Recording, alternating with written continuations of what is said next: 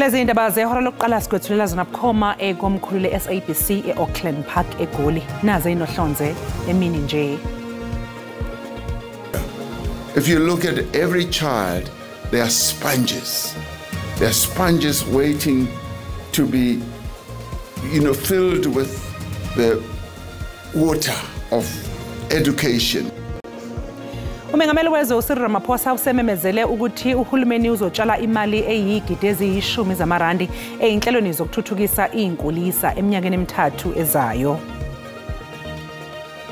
If it continues, the electoral decline of the ANC could reach a point where it will be unable to form governments. Namhlanje iSACP ibhunga neANC mayelana nobudlelwane ophakathi kwalamaqembu ikakhulukazi njengoba kunokungaboni ngasolinye ngezihloko ezimbalwa phakathi kwayo neANC.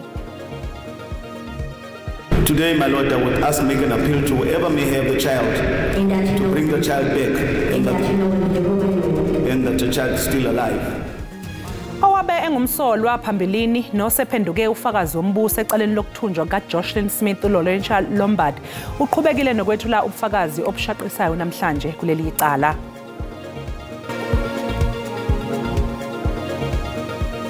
Mbukelisi kubingelele sikwamukele indabeni zasemini enizethulela unoxolo uMamtshali wakwaMwali. Sibonga kakhulu ke mbukelisi uhlanganyele kanye nathi namhlanje emini.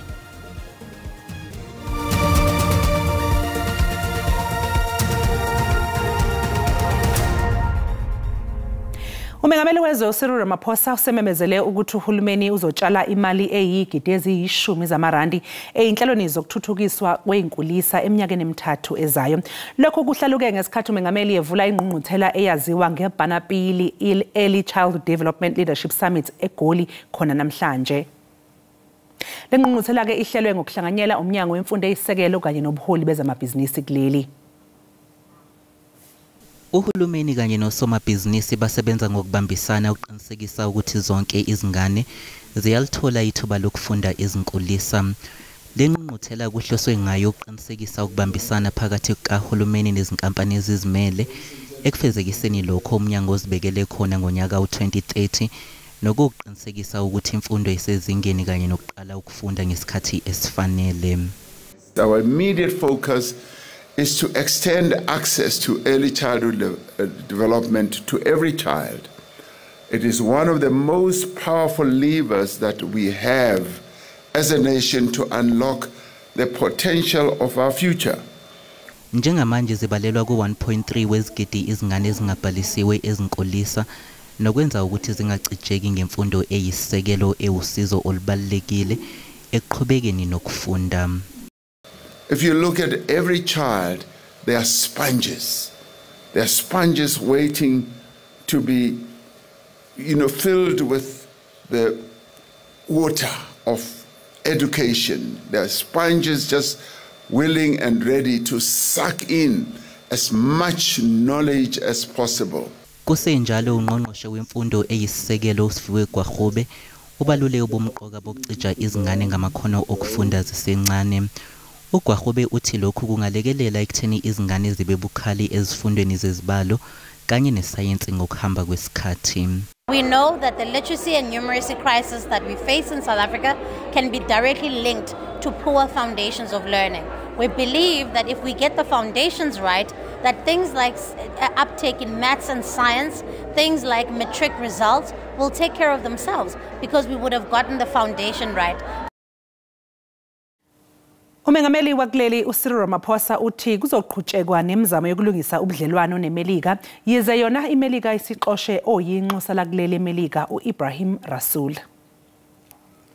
Improving our relationship with the United States of America is a priority for us. They are our trading partner, second largest trading partner after China. Owengamelela kuleli ukhulume ngobumqoka bobudlelwane belakuleli neMelika waqinisekisa nokuthi alemukelekile eMelika inxusa lakuleli Ibrahim Rasool. Ibrahim Rasool will be coming back soon as the US State Department has ruled that he is no longer acceptable in the US, and he's going to come back and give me a full report. Mengameli uphinde waphawula ngodaba likaMengameli wase-Ukraine njengoba ezoza kuleli ngenyanga ezayo. Our objective in bringing President Zelensky here or responding to his request that he should come is that we want to enforce the message of peace. uRamaphosa uphinde wabuzwa ngokhoxiswa kwethimba lamasosha eSADC kwelase-DRC. Leli thimba libandakanya amasosha kuleli ajujwe kuleli yazwe. It is a very positive move. It should never be seen in bad light, or it should never be seen as defeat. It is building up to the peace process and to a final ceasefire. Kulempi yase-DRC kwaphangala lamasosha akulela 14 ekupheleni kaMasingana nonyaka. Silindo kuhle ngidi endabeni ze-SABC. I-ANC ne-SACP banenguyazana namhlanje. Lezi inhlaka zombili zihlose ukubhunga ngesinqumo esathathwa yi-SACP engqungqutheleni yayo nokuyisinqumo ke sokuthi imele ngokwayo okhethweni oluzayo.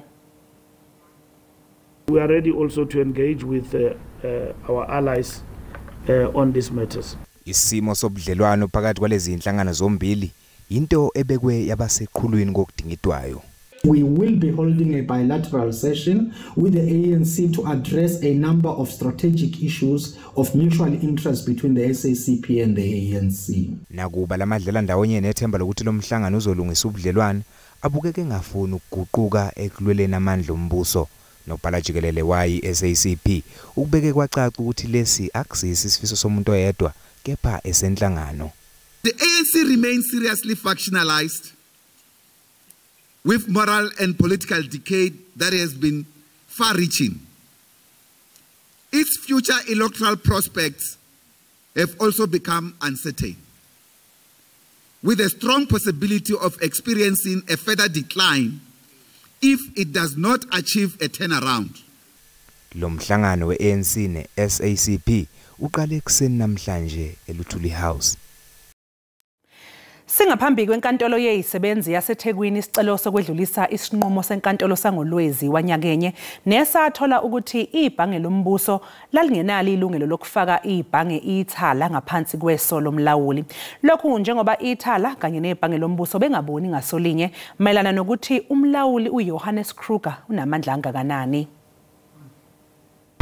Sibonge bese sibingelela umbukelo wendaba lesikhathi impela singaphandle kwenkantolo iLabor Court lapha eThekwini ke udaba uhleli ngaphambi kwezithebezalo enkantolo udaba ke ulithinta ke esingathi ukusebenza kwebhange ithala kuzokhumbuleka ukuthi leli bhange like laba ke nezinkinga nokukholela ekutheni ke kumiswe ukusebenza kwalo lokho kudala ekutheni ke abantu esingathi abafake imali kuleli bhange abalunganiselwa ngaphezulu kuka 200,000 bayithole ke bese dengwane bengakwazi ukuthola ke imali zabo engaphakathi kuleli bhange. Namhlanje ke sinomunye esingathi uthintekile lolu daba ozile la ngaphandle kwenkantolo ukuzolalela ke icala njengalokho liqhubeka ngaphakathi sesilindele sikubingelele sikwamukele indabeni sibonga kakhulu ngesikhathi sakho.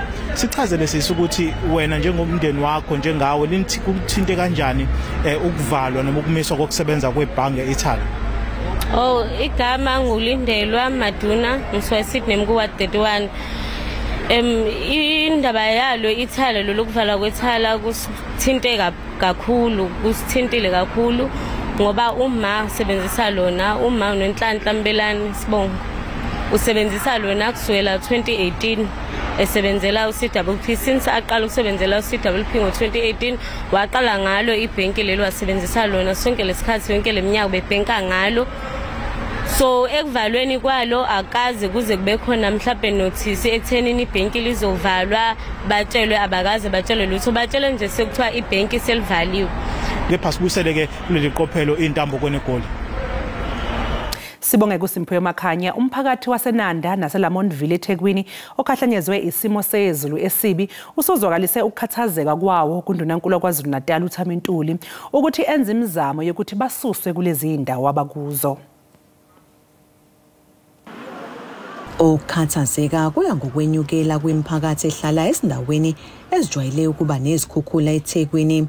Eningi yale miphakathi ithi ithwele kanzima ngenxa yezindlekelele ezidalwa ukuguquguquka kwesimo sezulu. Masifika lana we was waiting for ukuthi sithole izindlu la sithola khona sahlala ke siloku silindileke until namhlanje sisalindele. Siyacela please khani sisizeni siphume kule ndawo le abantu baphume kule ndawo ngoba ngoku imbi sicabangela ingane ezincane asilale ebusuku. Kanti ke elokishini laseNanda enyakatho neTheku nakhona kukhahlamezeke imizi eminingi. Asinawo amanzi isikhathi side kusukela nje ngama floods asinawo amanzi. Sinenkinga yodwa kuphela 20 years ngiyabonga ukuthi namhlanje ngicela nifikile nizokhuluma indaba lenkinga ukuthi izolunga kuloko phela 20 years sinenkinga yodwa. Iziphathimandla zaKwaZulu-Natal zithi ukumenyezelwa kwesifundazwe njengendawo ebhekene nenhlekelele kuzosiza ukuthi uhulumeni akwazi ukuhlinzeka ngezimali ezidingekayo kanye nezinsiza kulabo abathintekile.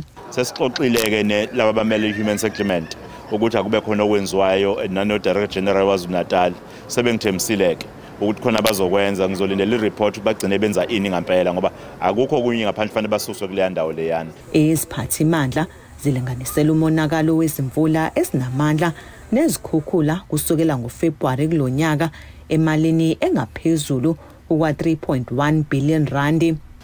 Ezindabeni ze-SABC nginguNonjabulo Mtungwa Makamu eThekwini.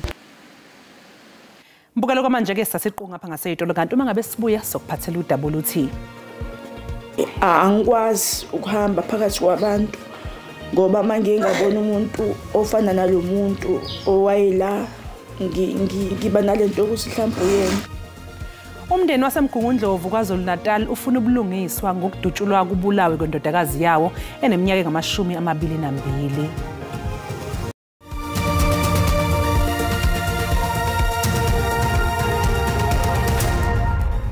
Siphinde sikubingelele sikwamukele uma ngabe usanda kungena odabeni oluphambili besibike ukuthi uMengameli wezwe uCyril Ramaphosa usememezele ukuthi uhulumeni uzotshala imali eyigidi eziyishumi zamarandi eyinhlelweni zokuthuthukisa inkulisa eminyakeni emithathu ezayo. Mbukela sikhumbuza ukuthi lezi ndaba ziyatholakala ku-YouTube na ku-SABC Plus ungena kuzo uyicinge ngamagama athi SABC izindaba na kanjani uzoyithola kumjalo bazo. Owabe engumsolwa phambilini nosephenduke ufakazi wombuso ecaleni lokuthunjwa kaJocelyn Smith uLaurentia Lombard namhlanje utshele inkantolo ukuthi lesi sigameko simzwisa ubuhlungu kakhulu njengoba naye engumama einganeni ezine ukusho lokhu ngaphambi kwenkantolo ephakeme yaseWestern Cape ehleli eSaldanha Bay. uLaurentia Lombard uchaze ngokwenzeka ngosuku lwesigameko sokunyamalala kukaJocelyn Smith. uLombard wayephakathi kwabasolwa ababesolwa ngokubandakanyeka kulesigameko kodwa ngokuhamba kwesikhathi waphenduka ufakazi wombuso noselekelele inkantolo ukuba ithole olunye ulwazi ngesikhathi echaza ngesigameko amalungu omphakathi asalishaqekile. The lady got out, opened the door, Kelly and Johnson got in, then the vehicle drove off up to a certain spot, but I don't know what happened to the vehicle. Bekuhlengezela izinyembezi kuLombard njengoba echaza ukuthi lokhu okwenzeka kuyamhlukumeza naye njengoba engumama wezingane ezine. Today, my Lord, I would ask, make an appeal to whoever may have the child to bring the child back and that the child is still alive.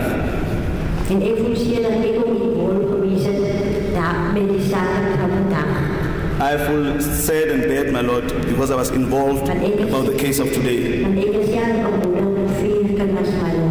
I'm also a mother of 4 children.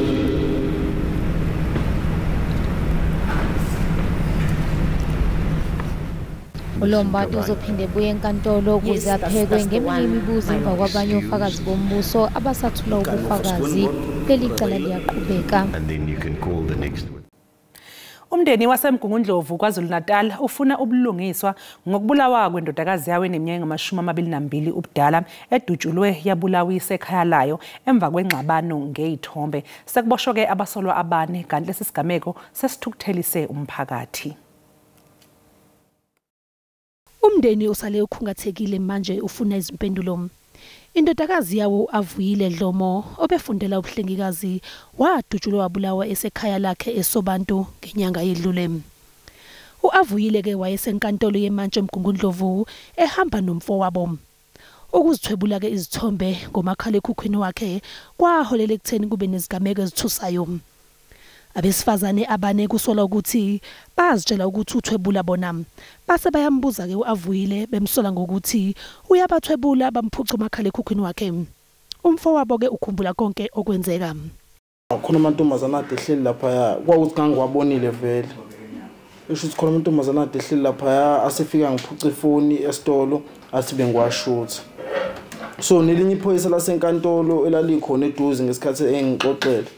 Sase suggest ukuthi akahambe eLoop Street ayocela ukuvula icala. Ezinsukwini ke ezimbili ezalandela amadoda amabili ayehlomile agasela ekhaya labo afuna ukwazi ukuthi uAvuyile wayebathwebulelani abesifazane. Ngesikhathi ke ezama ukuchaza badonsa isibhamu bamdubula amahlandla amathathu washona. Umama wakhe ke uthi kunzima ukwamukela ukushona kwendodakazi yakhe. Asikhophi kakhulukazi uAvile njobe emncane nje. Wabona yonke into akasakwazi ngisho uconcentrate esikoleni so nje kwamina nje angikwazi ukuhamba phakathi kwabantu ngoba manje ngabona umuntu ofana nalomuntu owayela ngiba nalento ukuthi mhlawumbe uyena nje manje ngabona umuntu osilisa onentshebo omnyama nje. Umndeni wakhe uthi ushayela ihlombe amaphoyisa ngokubopha abasolo abane kodwa unqondongqondo usagcwele amathafa. Siyacela kakhulu ukusupportwa kwimanje samobilizer sihlangene singane siyuto umphakathi sifuna ukuthi sigcwale enkantolo sonke siyoma izwi lethu lizwakale. Abasolo bazovela enkantolo yaMantshi aseMgungundlovu kusasa ukuyofaka isicelo sebhekili. Kubekwe umklomelo we-50,000 zamarandi kunoma ubani ongaba nolwazi ngokulahla kwentatheli yomsakazo womphakathi uAseris Busiso Ndlovu kanye nesithandwa sakhe uZodwa Mdluli. NgoLwesibili kuzobe kuphela inyanga uAsiri Sibusiso Ndlovu nesithandwa sakhe uZodwa Mdluli bedukile. Laba bobabili bagcina ukubonakala ezindaweni ezahlukene kanti nemndeni yabo isakhungathekile njengoba bengatholakali. Ayikho into esingayenzanga ayikho into ebuhlungu sisi uya embedeni uyolala in your room ungazi ukuthi usisi wakho ulele kuphi. Ungihlale edining room yakho udle ungazi ukuthi usisi wakho udlile orakaza akadlanga. Kubeka umkomelo wezinkulungwane ezingama-50 zamarandi kunoma ngubani ongahlinzeka amaphoyisa ngolwazi. Sicabanga ukuthi silethe imali ezoba khona ka-50,000 rand izosiza abantu ukuthi nabo basebenze ukusiza amaphoyisa ngalophenyo olukhona oluhambayo ngoba sekuyisikhathi eside manje. Asiri was a founder or is the founder of Capital Live FM, a community radio station in Mamelodi, and is also a member of the National Press Club Executive Committee. We don't know why they vanished. We don't know where to. There has been absolutely no news since. Okwamanje kukacaca ukuthi ngabe yini eholele ekutheni kuthunjwe uNdlovu noMdluli.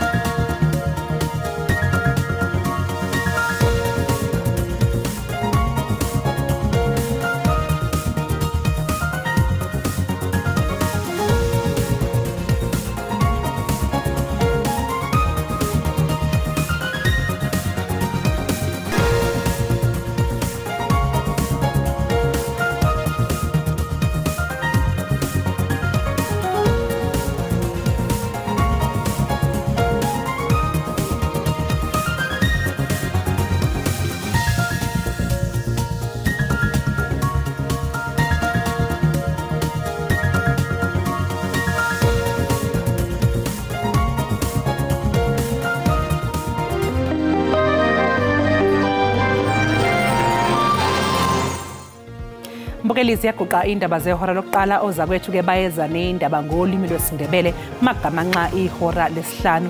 Thina-ke sobe sesibuya nezinye iy'ndaba uma libumbana ihora lesikhombisa kusihlwa. Ube nosuku oluhle, usale kahle.